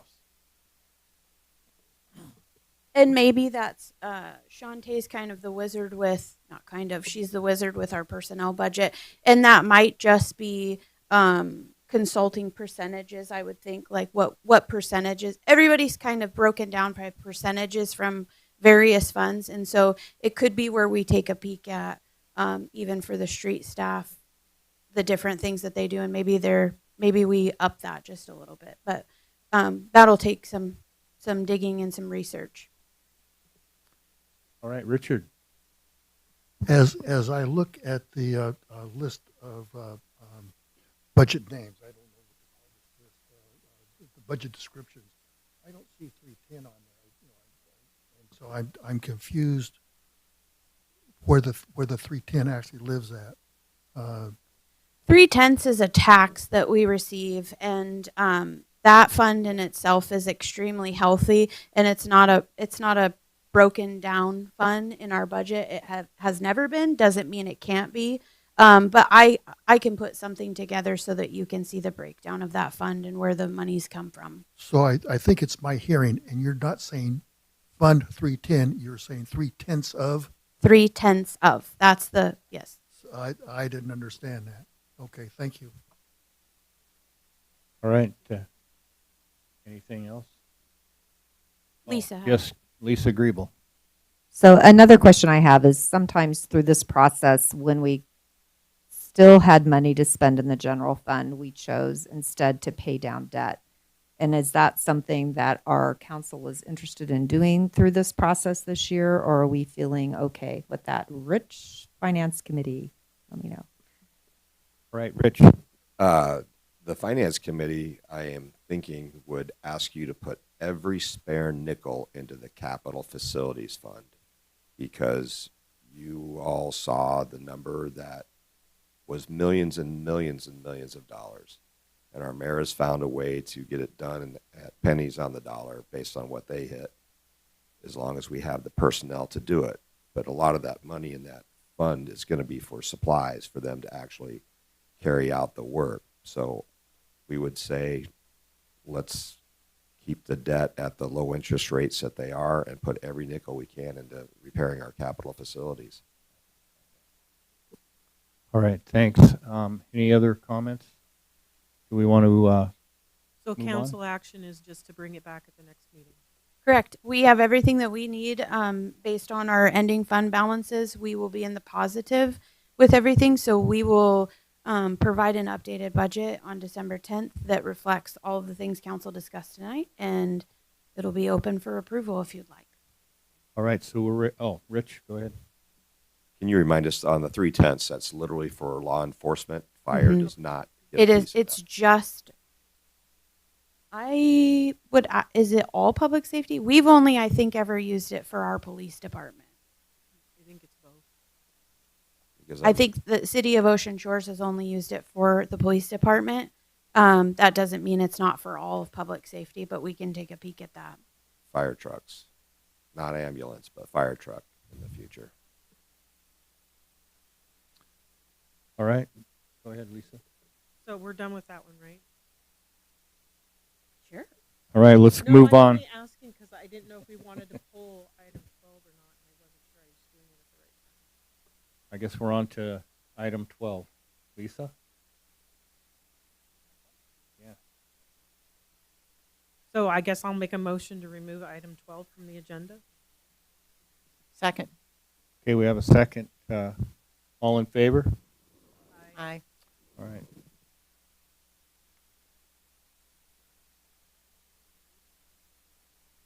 All right, this is going to be another good one.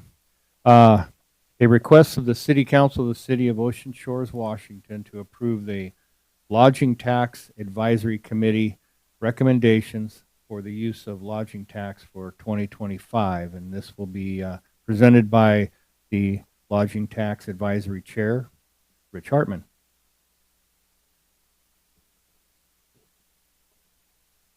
You have all seen the list of funding that the LTAC committee approved for your approval. Are there any questions? Do we ask public comment? Right. We do have public comment. Is there any public comment on the LTAC? Yes.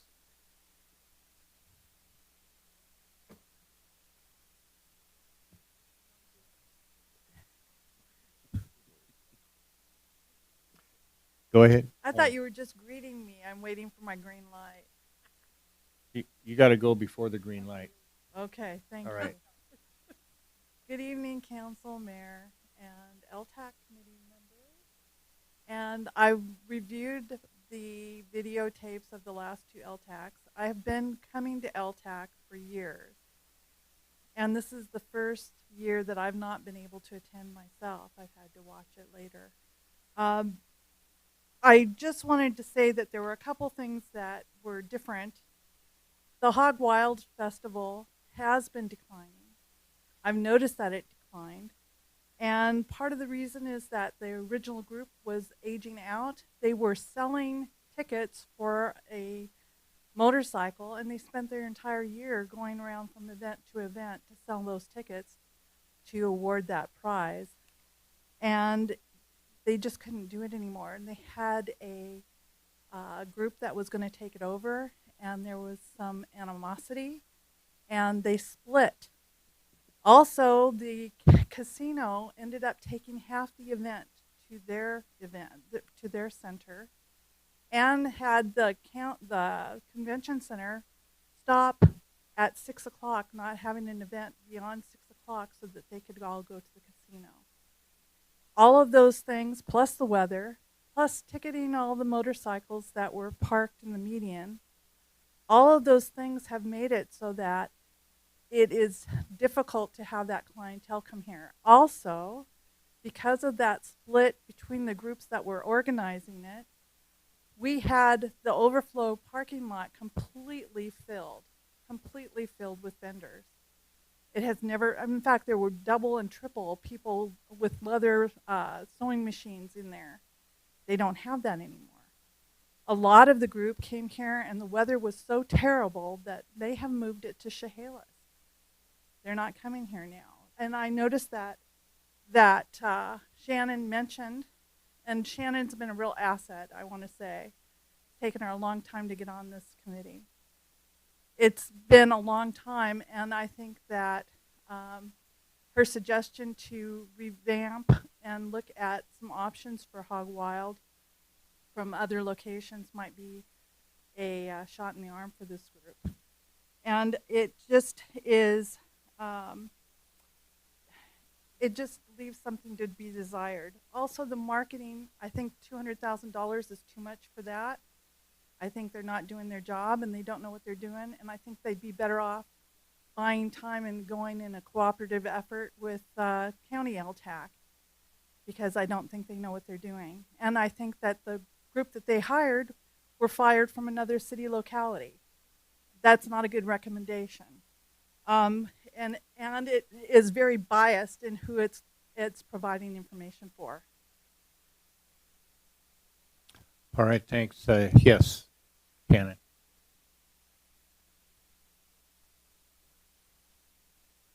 So I just wanted to address something she said, because I've gotten a lot of feedback about the marketing group. And as I see it, we have no other options offering to market Ocean Shores. I was previously on that board, and I removed myself because I got on LTAC and it would be a conflict of interest. I specifically asked that they look at the company that was putting Westport on the map, because regardless of why they're not with Westport currently, they put Westport on the map. Westport was not on the map before this group. So whatever personal relationship or whatever happened there, that is not with Ocean Shores, and Ocean Shores could opt to learn from that and control that vendor. So I'm not going to hold it against a group when I'm making a vote about marketing as to what vendor they hired, because I personally feel like Westport was way ahead of us on marketing, and that's one of the things that killed us in a declining market, and we really need to look at it. So my comment to council is if you're not going to award the marketing group the money, we need to have a plan someplace else within the city to market Ocean Shores. Because when I have people selling rooms for $40 and I have to sell rooms for $40 to even rent a room, I don't have any money to market. And now I'm competing with people, because when people Google Ocean Shores, they see that someone's foot got stuck in a drain in a swimming pool, and they may not even come here anymore. So we have a complex problem, and marketing is a small portion of it. Maybe not do the whole money, but it's really important to do. And I agree with her. Hog Wild has been declining, and I have said multiple times when I came to Ocean Shores, I laughed when they said that it was this big convention and whatnot. It's like a carnival compared to Disneyland if you look at it compared to like Laughlin or a place that has a true biker event. So you really need to look at that, and that's my recommendation from a person who's on the board. Do we have any other public comments out there?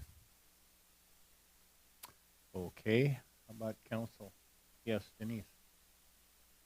I have two things. I also watched LTAC, and I totally agree with Shannon's comments about Hog Wild and in comparison to the other events.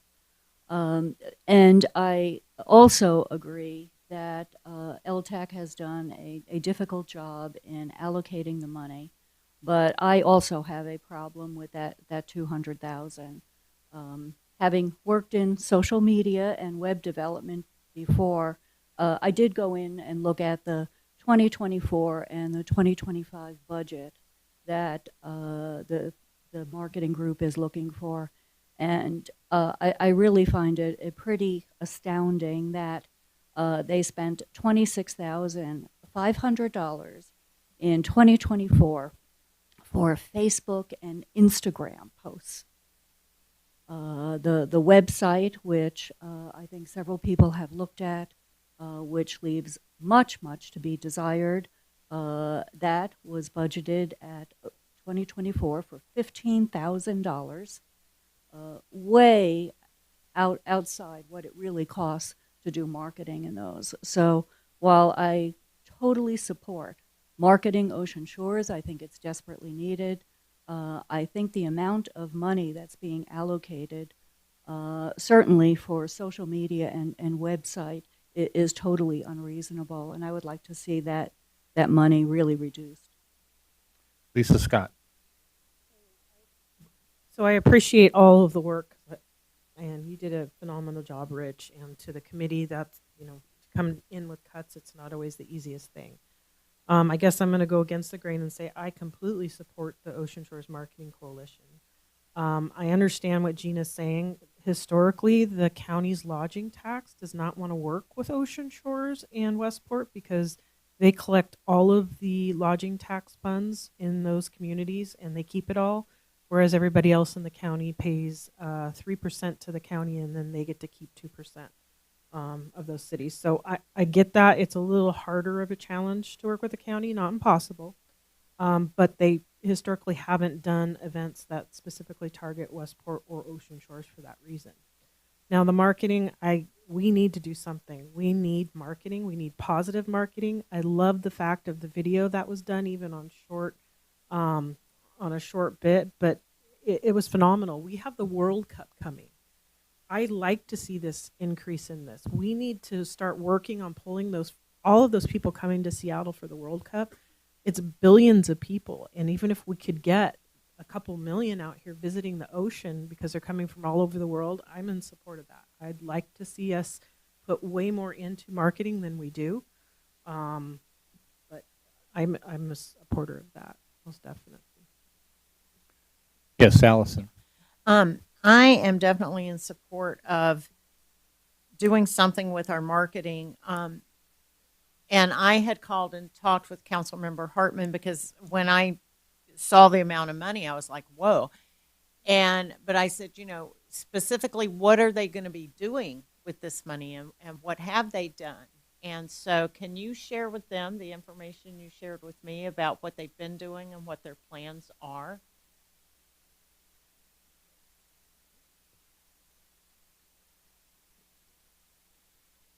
Go ahead and answer that, Rich.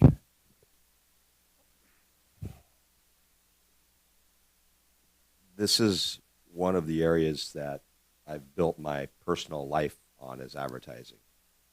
And forget Grays Harbor. I've done it all around the Northwest and been the chairman of boards spending $25 million a year. I realize that $200,000 appears to be a lot of money. I will tell you that if you made me the advertising guru for the city of Ocean Shores, I would ask you for more because it costs more money than that to get the message out properly. And it's going to take us months and months and months and months of normal, regular advertising to become top of mind awareness for our people in the Northwest. My expectation, and again, I'm not on the board, but my expectation of what they're trying to accomplish was they hired the company that was in Westport for reasons that an earlier speaker spoke of. And I'm not going to tell you that they think it's gone perfectly well. But that's welcome to the advertising business. You come up with a plan, you work the plan, you see the results, and then you potentially pivot and move forward with other things. They're to a point now where they have a website, and if we can ask 10 different people, half of them will love the website, half of them will think it's horrible. I appreciate that. It's not fully developed yet. Totally agree. It can be. It's one step at a time. But it was a choice to put it up early than to not put it up at all. So, again, I shouldn't be trying to defend them. I'm just saying what I know. The next step in their lives is to get the message outside of our county. That means streaming videos, streaming audio, and then normal market television, Seattle, Portland, normal market cable, radio stations, and the like. And it's got to be a constant message, especially during the shoulder season, forever. This can't just be a flash in the pan. So ultimately, my goal would be that the requests for donations lessen and that we can put $500,000 into marketing Grays Harbor, because you don't want to know what my old companies spend a month. The number in front of you is nothing compared to what I spend in market, let alone trying to push it outside our markets. So it hasn't been great yet, but it will be way better. And I have had very close friends manage this particular facility over the years, none of whom have any idea how to advertise, but they always get a hold of a advertising company that takes them down a path, and they go down that path not because they have the experience, but because they don't know what they're doing. And I don't want to set up the city for failure in the future, just assuming that a person in the city is going to have the skills to have an advertising budget like that and know what they're doing, or be able to, manipulate markets and such. But what I have now in this group that applied is some of the biggest business owners in our town that produce a ton of tax revenue. And I know I can trust Mr. Buck. I know I can trust the people that run Oi Hut. I know that I can trust the people that run the biggest restaurant in town, Bennett's. They have their heart and soul into this city, and they need it for their businesses and all of the other businesses in town. And so their hearts are in the right place. And also we have Joe from Too Cool Sportswear. So we've got very good people on this marketing coalition, and none of them will look you in the eye and tell you everything's been perfect yet. But I don't feel pulling the carpet out from under them is the right thing to do. And I think in the future that it's going to be an even bigger ask, because I know what it costs to advertise outside the area. I think it's the number one most important thing that we can do for this town is to have a constant out-of-town marketing plan, and we're not there yet. So that's everything I know. All right, thanks. Denise. I totally agree that having an out-of-town marketing plan. So I guess the question, like I said, having looked at the amount being spent on social media and website, is how do we hold them accountable within this big budget for not wasting money? Because frankly, what I've seen in terms of those two areas is way overcharged and what I would consider a waste. Go ahead, Richard. So I am 100% in favor of the 200,000 for the marketing, and I would not be opposed to even increasing that to some degree for all of the reasons that Councilmember Hartman described. And as a metaphor, I know that when I'm writing something, even drafting an email, that sometimes it takes me 5 or 6 drafts before I actually get it to say what I want it to say. So to compare that to the marketing strategy, they developed a plan, they implemented the plan, and now they're in the process of editing that draft and coming up with something better. I've looked at the website. It's for those who don't know, it's visit oceanshores.com. And yes, there are some things that definitely need improvement on that website. But this marketing group needs the wherewithal, the assets to make those improvements. And growth, tourism to Ocean Shores is one of the easiest, most accessible ways to increase the money coming into Ocean Shores. And our marketing strategies up till now have not been up to par. This one, yeah, it needs improvement, but I think that this marketing group needs the opportunity to create that improvement. All right, thanks, Richard. Any other comments?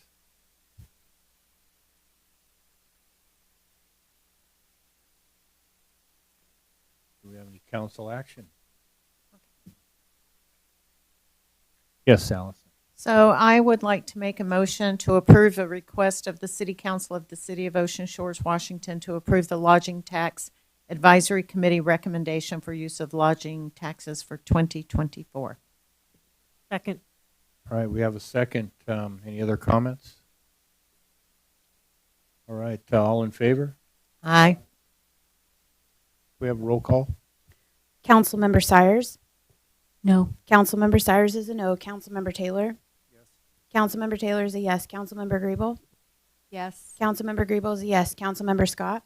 Yes. Councilmember Scott is a yes. Councilmember Klein. Yes. Councilmember Klein is a yes. Councilmember Hartman. Yes. Councilmember Hartman's a yes. Councilmember Wills. Yes. Councilmember Wills is a yes. That's 6 yeses and 1 no. All right. We're moving on to the last item here in new business. It's a request of the City Council of the City of Ocean Shores, Washington, to award a professional service agreement for a Regional Fire Authority Cooperative Service Study to ESCI. That is presented by Chief Brian Ritter and Assistant Chief Mike Mandela. Good evening, Council. Thanks for all your work. Sarah, thanks for doing such an amazing job with the budget. Glad we're heading into the holidays. A month back, or maybe longer, I brought to the council a request for funding for a study to be done for regionalization. We had the money was set, and Councilmember Hartman had mentioned that he wanted some other people to put some skin in the game. We looked into it. I wasn't able to get very far. My plan was to get the study done, get the information, and then present the benefits of the study to the participating districts. I don't feel like I was getting a lot of, it wasn't going very well, to be honest. There's a lot of reasons behind that, a lot of old school mentality. At the end of the day, all of our call volumes are going up. The need for our services are going up. The cost of equipment is obviously going up with everything. I wanted to look at, when you're looking at this from a cost savings perspective, generally you don't see cost savings for years and years down the road. And that comes with, basically you don't need 5 fire chiefs. You need 1, you need some battalion chiefs, and you need, to man the North Beach area appropriately. Where I was looking at the, at the benefit of the study would be purchasing equipment, joining together when we have to buy large, apparatus, things like that. Could we get a price break? Maybe consolidating some training, maybe consolidating our maintenance on all of our apparatus through the same mechanic, and things of that nature. But I am coming to ask that we have ESCI do the study, that we get it funded to see what that would look like. Regionalization isn't something that's new. It's been going on for a long, long time all over the state, all over the country. California started doing it like 30 years ago. I see some benefit of it as far as like what I mentioned, equipment and purchasing. Things like this take a lot of time and a lot of research and a lot of different avenues for funding through information we can get from the county auditor and the tax base that are out in the county area. But more and more we're being called out, and we have little to no mutual aid coming in for our emergencies, and we don't have time to wait. Like, again, we have 5 people on duty right now. 2 people go to the hospital. That leaves 3 people to fight a fire. 1 person has to pump the engine, and they can't leave the engine. The other person has to run command. That leaves 1 firefighter. Serious deal. So we're looking at ways to make our service better, to get the resources we need as quickly as possible. And I think there could be some benefits from the study for some cost reduction in what I mentioned before. But yeah, that's where I'm at with it. I hope that we can bring this back and fully fund it as it was presented initially. All right. Do we have any public comment? No public comment. How about council? Yes, Richard. Bashful as always, shy to get to the microphone. So I am 100% in favor of this study, and the reason for it is I don't know about fire, and I rely on facts and data to make decisions. And this study will give us the facts and data. So, will the other districts buy in? I don't know, but I know that we don't have the tools to sell the other districts on the buy-in until we actually have the facts and data. So I would like to see this study funded. It would be great. We tried to get the other districts to pay a portion. They didn't, but we still need the facts and data. My number one priority for the fire department in Ocean Shores is that we do not lose any services and that we not increase the cost of our current services. In fact, I want to see the South Station come into operation. But I think that we need facts and data to know how to make those appropriate decisions and whether or not it's going to be a positive for us to be a member of the fire district. And we don't know that until we have a study. And everything else is just a wild guess.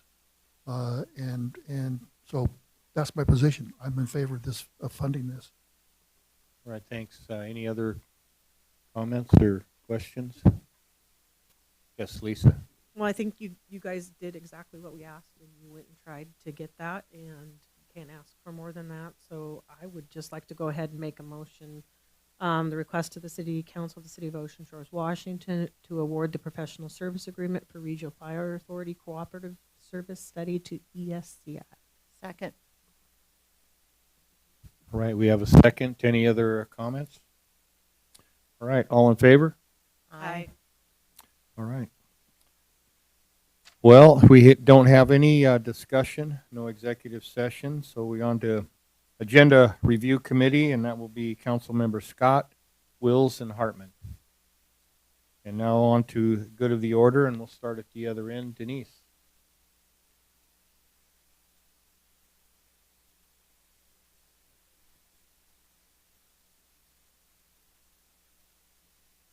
And despite my vote, I would like to thank the LTAC committee for all of the work that they've done. It really is phenomenal. I did listen, and it's a lot of hard decisions, and I know they did make a lot of cuts. All right, Tom. Putting these pictures of dogs up here is not a good idea. You know that.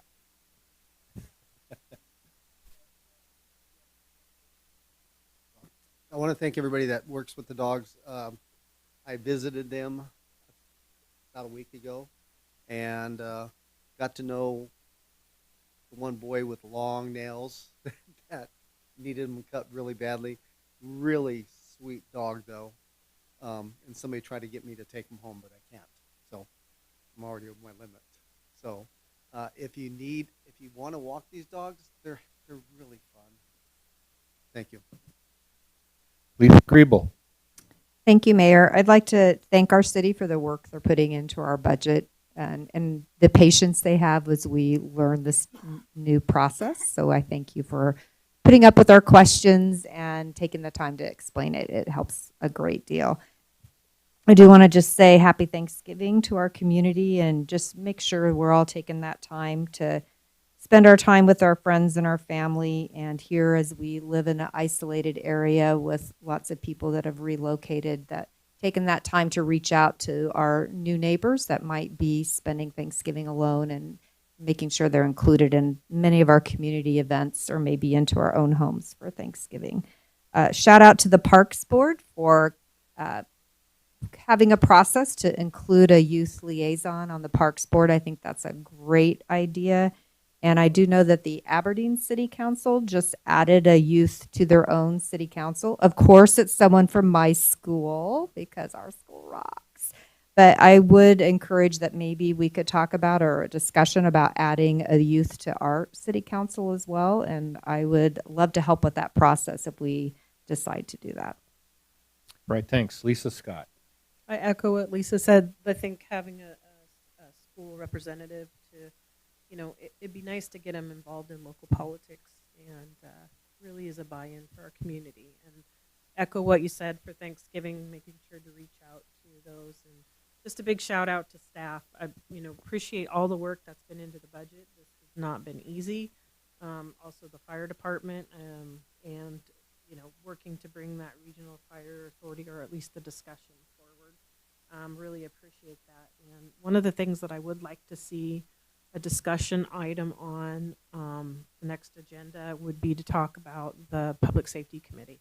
I know we have that formed, but we actually are by resolution or ordinance, but we actually need to do that. So having that on now that we're kind of getting to the end of the budget would be nice to bring that forward. So beginning of next year, we're ready to go. Thank you. Happy Thanksgiving. All right, Allison. Thank you to Sarah and the Finance Department for all the great work on the budget. Also to our LTAC committee. Watching those meetings, I learned a lot. And the tough decisions that y'all had to make, I really appreciate the time and the effort that you all put into that, because it was some tough choices. And because I think people are just used to saying, LTAC, can I have? And LTAC goes, yeah, here you go. And so you guys really creating a great process that hopefully will be followed in the future. Great job, you guys. Thanks, Allison. Rich. Well, first I want to apologize to the mayor that my Oregon State Beavers beat your Washington State Cougars, so we apologize. Why you got to be like that? The first Pac-2 championship was great. I also want to thank sorry to my wife as well. Not really. I also want to thank the LTAC committee. Shannon, you've been a great leader in that committee. I really do appreciate it.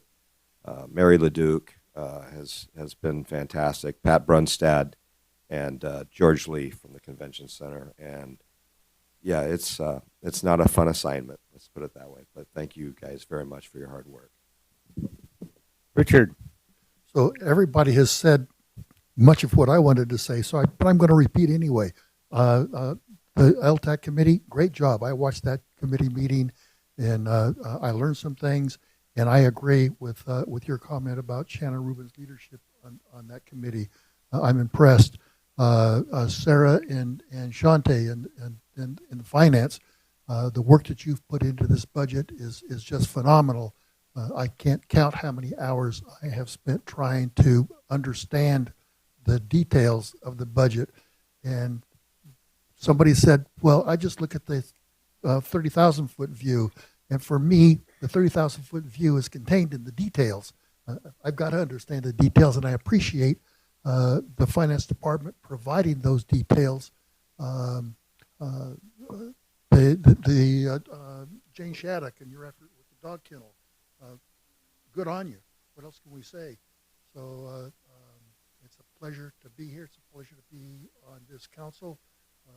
And I think we got a whole lot of work done. So I also want to congratulate this council on tonight's meeting and how productive I think this meeting has been. Thank you. All right. Can we, yes, go ahead, Denise. On Friday and Saturday of this week, after you enjoy your Thanksgiving dinner, it will be the biggest book sale ever of the Friends of the Library. And that money goes to support all the programs at the library. So come and visit us. All right. Thank you. Can I get a Move to adjourn. Excellent. We're adjourned.